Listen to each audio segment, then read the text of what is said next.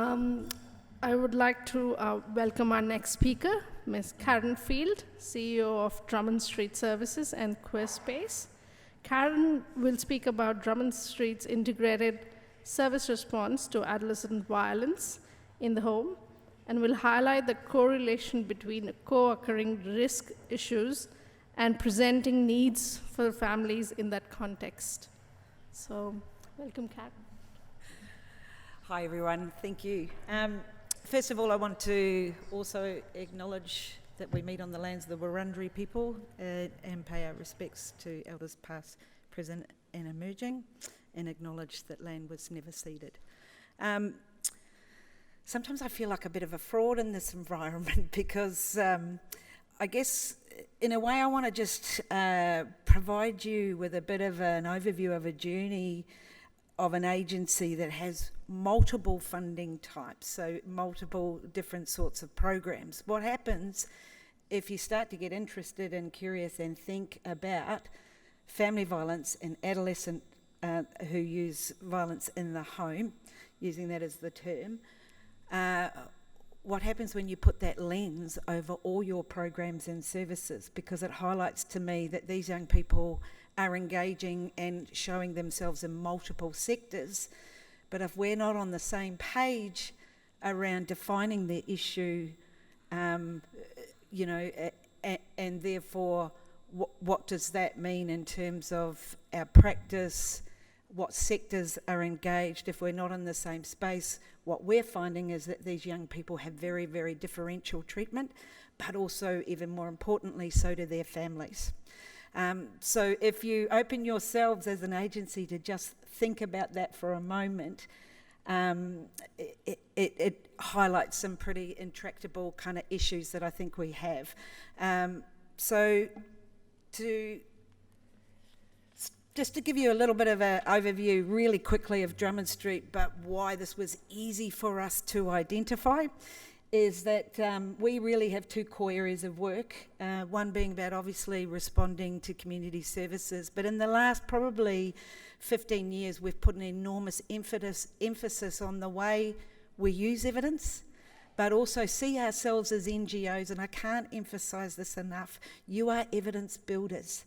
The data that you have in your agencies, when you look across your programs, and we're all moving towards evidence-based outcomes, but also your client record management systems, once you start really building the technical skill sets in your agencies to look across your programs, there's some surprising things and some surprising learnings that come out of that, and your ability to continue to look at emerging trends. So that's something that we really, really emphasise. We've gone away a lot more from being driven in silos by government funding. Here's our mental health service, here's our family relationship service, my post-separation service, my youth service. If you use models that enable you to think about what people come in with and what they need and what services you wrap, and funding just happens to give you the opportunity to do that, have all those skill sets, it means that you have some pretty unique data. So that's the way we make decisions about evidence-based management framework in terms of how we develop our programs practice over time, but also it gives us incredible data to speak to government and contribute to policy debates. One example of this, I think, is if I am able to run data that says to me that of all my cases of women who have escaped family violence, the vast majority of them are in extreme levels of financial distress, and we can do our best psychological interventions and family-based interventions, but if they're in that high levels of financial distress, then their lives don't get any better. Their mental health is extreme. Their ability to then manage relationships and recover with their children, etc. These are important things and debates that have to be had around our responses and longer-term responses to family violence. So these are the sorts of programs, therefore, that come into play in terms of the programs that we have right across Drummond Street. And child, youth and family-based mental health is a really large component of what we do. Lots of federal funding around family relationship, but even more importantly, post-separation family law services, which we've then prioritised women who have escaped family violence in that mix. And probably our most emergent work over the last kind of 2.5 years, which I have to tell you has been some of the most complex program, practice, policy, partnership work in terms of building evidence and situating that evidence base within a broader gender-based evidence, is around LGBTI family violence. That includes children and young people who are sex and gender diverse, or the children and young people who are the offspring of queer families, adult intimate partner violence, and elder intimate partner violence. So you could imagine that the complexity and differences and then the service responses in that space is quite phenomenal. And adolescent family violence in the home, I have to say, is coming up across all those program types. So just to give you a little bit of a snapshot, we're a relatively small service, but we're right across sort of northwest Melbourne. So largely our universal services, we see, 1,400 kids under 12, and then roughly around 1,200 12 to 25-year-olds. We privilege family-based work, so there's not even in my youth service, there are family workers that work alongside in order to engage their families. They are the sorts of sessions and then the numbers of people. So we have privileged in our social justice work very targeted assertive engagement responses, in particular to LGBTIQ, refugee humanitarian entrance. So for instance, my youth service is for the City of Melbourne and City of Yarra. That is 43% of the public high-rise housing estate right across Victoria is in our neck of the woods. You can't do that work. There is high numbers of sole parent families, etc. And often it's been about multiple and complex experiences of trauma, both from their refugee experience, xenophobia, that their settlement experience across Australia, but also family violence as well. Oh, I have these people in my units that when they do these slides, they get all techie on me and I don't live at death. How do I get that to... Yeah, thank you for that. Okay, so what we do is that we do measurement both at the point of intake and across the duration of the therapeutic process of working with people across 6 outcome areas. So that's adult as well as children. So individual well-being, connected family relationships, safe family environment, competent parenting, material security, connection to community and culture. So some of that relates to... why is that not showing up? Okay, so the sorts of outcome measurement, we do pre-post evaluations. Do you know what's happening? Oh, you know what it is? That's blue. It's the colouring. All right, I'll just read it. The outcome evaluation, we do pre-posts at the 1st, the 4th, and at the end of service and follow-up. So the sorts of outcome measures we're looking at is standardised sort of measures, but it's around parenting, it's about relationships, it's around mental health, social connectedness, financial distress, and we've in more recent times started measuring things like hope as a means of using the Hope-Snyder scale, looking at the degree of optimism and hope in terms of your capacity to believe that things are going to get better and the impact that that has on high levels of mental health, but how we can shift hope over time. One of the reasons that that's been really fundamental is that in terms of the inclusive and diversity of both our client group largely comes from the inclusiveness and diversity of our staff. So a critical affirmative action employment in relation to people of colour, queer, clinicians, etc., but also lived experience.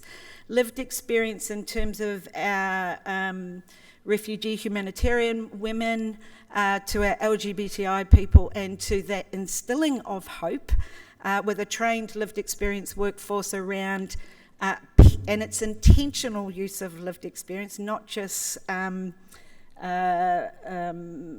co-design, which is all nouveau and cool, but it's actually about the fact that that makes incredible differences to your engagement. So we're actually engaging people through peer support activities where mums might come because it's an activity that is run by women who have recovered from family violence, talking about their children and young people, that in fact they engage through that end way before they've ever gone to any other service. So those are some of the kind of interesting things. So 83% of our adult clients, this is analysis of baseline data, have mental health distress, and 71% of young people with wellbeing difficulties, 54% with very high emotional distress. SDQ is largely what we use in children and young people. 62% of these families disclosed that young people's difficulties interfered with their home life quite a lot and a great deal. Now, across that general data, 54% of those families had escaped or were escaping family violence. So that's largely in just your generic family service data and your mental child and adolescent family data. If we did not ask those questions, we would not know. If we didn't screen every case for those, we would not know. And largely, the most significant proportion of them had not engaged with other services.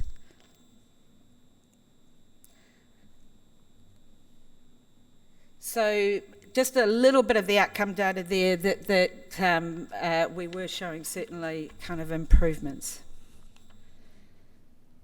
We also, at around about the same time, did some work with the Children's Court, largely looking at in very similar ways in terms of PIPA, around what would an applicant and respondent support service look like within a court environment, around young people being brought to court in relation to intervention orders for their use of violence within the home. And very similar things were found in terms of the high degree of cases of young people who were not only identified as using violence, but there was an adult perpetrator of origin that was still having contact in some way, shape or form of that young person. The degree to which people could understand, including mums and the young people, the conditions on orders set up all sorts of ramifications in terms of whether or not those orders were actually even achievable, or whether or not there would be actual breaches of those orders. I was intrigued by this, that we were finding in this program very similar as PIPA, and also in our own adolescent mental health support services, the high degree of young people with diagnosis for a range of things. So that said about us actually having a look at our data, and certainly if you then start to layer that with what you are actually seeing, okay, so you start to actually look at the multiple and complex things that are in play that tend to correlate. So kids were 3 to 5 more likely to have mental health difficulties if their parents also had mental health difficulties. But what was showing up was that the adults would score highly in terms of depression and anxiety. That was the most often. But what we were seeing in children was far more diagnosis around conduct disorders, oppositional disorders, etc. When you layered that with, was there also experience of financial hardship, social isolation, and you looked at also those families that are sole parent-headed often because of family violence, it all makes perfect sense. But when you start to see that kind of stark realities of the kind of intergenerational transmission of trauma, and how that plays out over time. So we could differentiate between kids who are 5 to 10 and what that looked like, between rather than, say, kids, 10 to 15, etc., and how the escalation of those kind of behaviours, etc. Now, remembering that often those parents and schools are our massive kind of referrers, if they're being referred into mental health services, think to yourselves, will they be screened for family violence? Is their work just with the child? What are the kind of clinical responses that occur in those environments? And what does that actually set up for in terms of the way in which that child is labelled? That trauma is often not picked up. And that, say, for instance, if you look at the growing numbers of diagnoses around ASD, the spectrum kind of disorders, when you look at the diagnostic tools for those things, you clearly see that actually there's a lot of similarities between that and trauma. And the the blaming of kids, therefore, and seeing them as the problem, is quite considerable. So, as I said to you, we're seeing exactly the same thing within our youth service. One of the things that is becoming really apparent around a problem in the definition, or for our refugee women and kids to name family violence, is, and this is actually very similar in LGBTI violence, if you think about this for a minute, is that they don't differentiate family violence from every other form of violence that they actually experience, whether that be in the face, in the form of homophobia, transphobia, racism. As they catch a train, they walk outside their door, etc. And that is a kind of significant issue if you think about whether or not you can see behaviours as abusive either in your partners and your kids, and therefore you actually help seek around that. In terms of what that means for our youth service, we can be ensure that, yes, our youth services have lots of training around family violence, etc., but it's very much how do we integrate our youth service within our overall family services, and it really has kind of changed the way in which we think about work across our kind of program areas. But also who we engage with and work with, and the partnerships we need, whether that's specialised family violence, whether that's men's behaviour change, whether that's police, and we've done a huge amount of work, particularly in the city area, around wanting to and having great relationships with our local youth police, who will call us into cases rather than those cases going straight to a children's court and setting up what is a blunt instrument in a legal response to these young people. I just wanted to mention a couple of case studies, and everyone always finds it really hard to get to, but just to illustrate the complexity of that work. And because two of them come from very marginalised communities, I'm going to be very broad in the way I kind of talk about them. In our LGBTIQ family work, we have a case of violence within a lesbian relationship that was far more about coercive control. That kind of commenced when you looked at the history of it over time after they started to have children. And as those children grew older, the perpetrator started to become far more controlling, particularly around the children. And the physical nature of that controlling and coercive parenting started to escalate to the point, in fact, that they also controlled who that other parent was able to take the children to in terms of health professionals. There was multiple GPs, private family clinicians, private mental health clinicians, and they, on numerous occasions, both the child and the victim survivor parent described that behaviours. Not once did anyone name it as violence, and on multiple occasions, in fact, more they engaged with mental health, the more the child became the problem. The child was often put in rooms with their adult perpetrator, that this was a problem of relationships, and then, oh no, this child was being pushed towards a diagnosis. Now, absolutely, that child had trauma responses, that this was only playing out when these separated.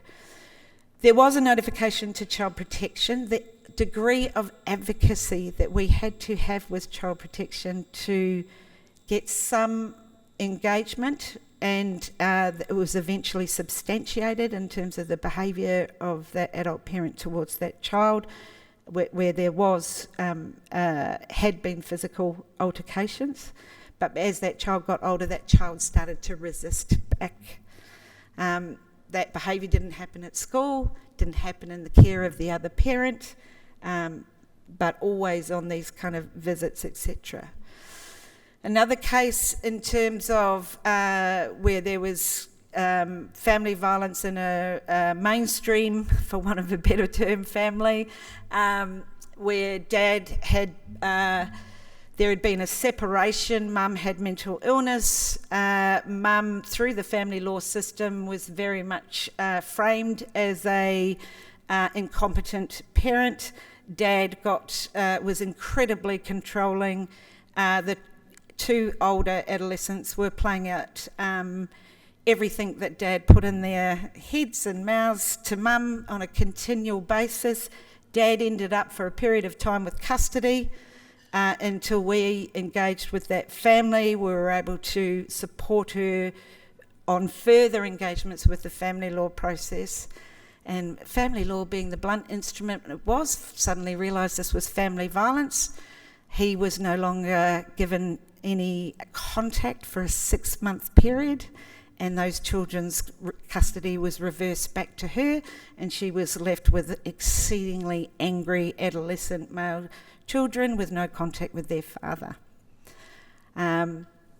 So these are the kind of cases that come up on a regular basis. Now, often we are referred from specialised family violence because there is a perpetrator of origin that is still in the background, may have done a men's behaviour change program, but is still having connection with kids. So how do we still engage? How do we still support that child, that young person, but support mum through those processes? So one of the things that kind of, it raised so many questions in terms of practice, etc. We ran some focus groups, we ran some forums with multiple different sectors. What do you see? How do you respond? How do you identify the problem? What is police's experience of that, family law's experience of that, specialised family violence? Because I think in order to truly understand the prevalence, let alone nature, is where are these young people showing up and how are we defining the problem? One of the things I did actually have an opportunity to do when I was in New Zealand, and this was largely driven by the establishment of the new LGBTI family violence service, when we don't have an enormous sector. How on earth do we do that work and think about that? I sat in on the Waikato trials of the integrated service response. Many people kind of familiar with the way in which New Zealand's kind of shifting in that trial. It was fascinating to sit in. I managed to sit in on the case assessment meetings where there was police, our version of kind of Centrelink, mental health, which is largely driven out of hospital, women's services, corrections, because every person is also incarcerated as a result of family violence. When they come out, they, in terms of parole, they also have to go through this case assessment planning process, and every single police case in Waikato goes to a case assessment meeting that occurs. The senior practitioner is an incredibly skilled Māori woman from the Women's Refuge Services, who now also have have a range of men in those services that are also working with perpetrators. Possibly as a result of being driven by cultural responses, that this is very much family violence and the way in which they approach that work. The case is outlined from a police perspective. Anyone who is working with individuals in that case inputs information into that case assessment. There is specialised family violence, for want of better term, victim survivor workers, child workers, and then men's workers that are wrapped around that case, and adjunct services. One case record management system, which I was absolutely gobsmacked at. And I did happen to actually answer the question, how do you deal with issues of privacy, etc., etc. And the very experienced senior practitioner from the Women's Service said to me, privacy kills our families, Karen. That's right. I also sat in on the weekly high-risk cases. Once a week they come back to see progress. So that safety planning actually occurs initially at that case allocation meeting, and then those cases come back on a 4-weekly, unless they're extremely high risk, they come back fortnightly. And everyone is inputting the kind of work. Now, in a number of cases that I saw there and heard and listened into in both of those steps of meetings, involved young people who were using violence, and they had clearly those families hadn't been engaged with those services. So child protection and all of that were there at the time, but the wraparound, what was quite phenomenal, and the sharing of information and the work around holding mum and other siblings who were experiencing that violence, etc., being able to deal with extended family, because in Māori and Pacific Island you have to be able to, they are part of that care network, including iwis. So it was really kind of fascinating to see how that was kind of working and held. So when we looked at how we could replicate this, particularly within the LGBTI family violence work. And these were the kind of, if you replicated those kind of key functions, this is what, sorry, I'm just finding it so I can see it, because I can't see that on that.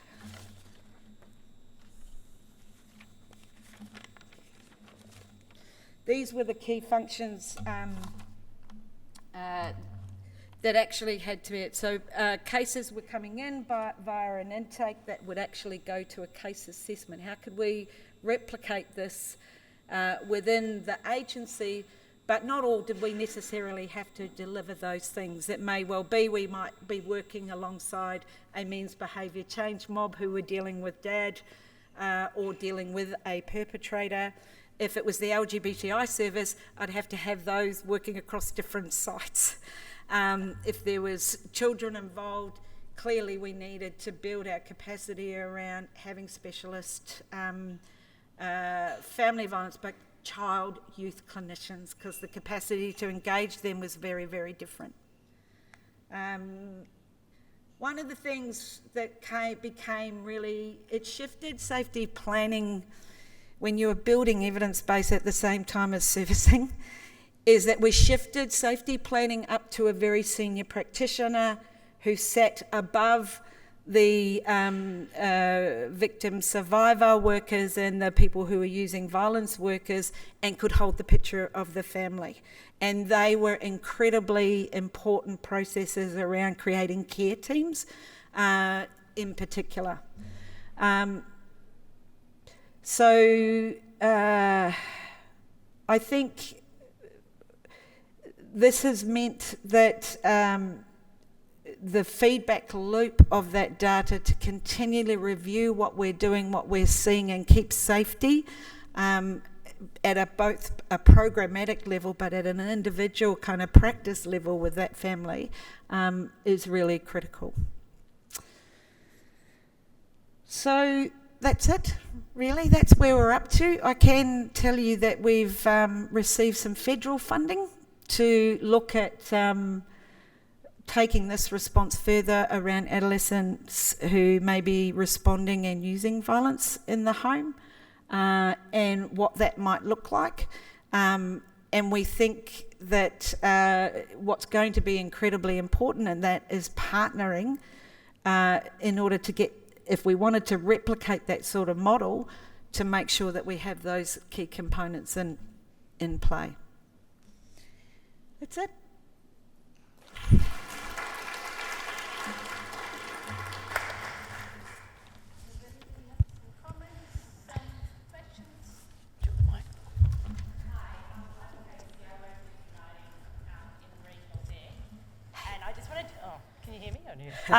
So we run the Diversity Project, which is a suite of, noting LGBTIQA plus programs and multicultural programs and CM COP.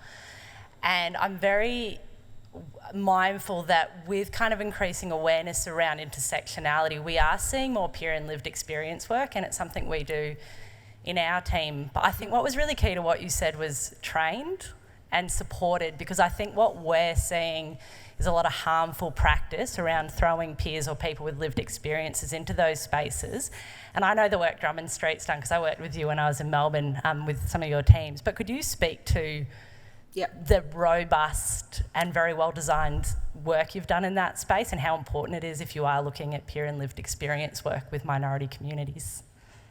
Yes, so we have an affirmative action employment policy and have done for quite some time in the marginalised communities that we work with. So that started out in our generalist family services, our youth services, if we were working under housing estates, etc. But how we approach that work is that we provide on-the-job training. So they are, generally speaking, doing either a traineeship or a qualification, a AVITH qualification, Certificate for Community Development, Community Services, depending on the nature of the program. But at the same time, we developed up a program called I Heal, which is an induction and training program around and this is the kind of difference that people fail to kind of understand about lived experience, is that when you start talking about training of lived experience people that have experience of family violence or experience of mental illness, etc., that they are people who are a long way into their recovery. They are getting a qualification, a VET qualification, as I said, and there's a whole body of work and a readiness of our organisation in terms of training of the organisation around the intentional use of lived experience, which is different to just throwing someone in the deep end, etc. So this has been years of work. So they, specifically the body of peer work is peer casework. They work alongside a senior practitioner. They're not doing safety planning. They are part of that care team.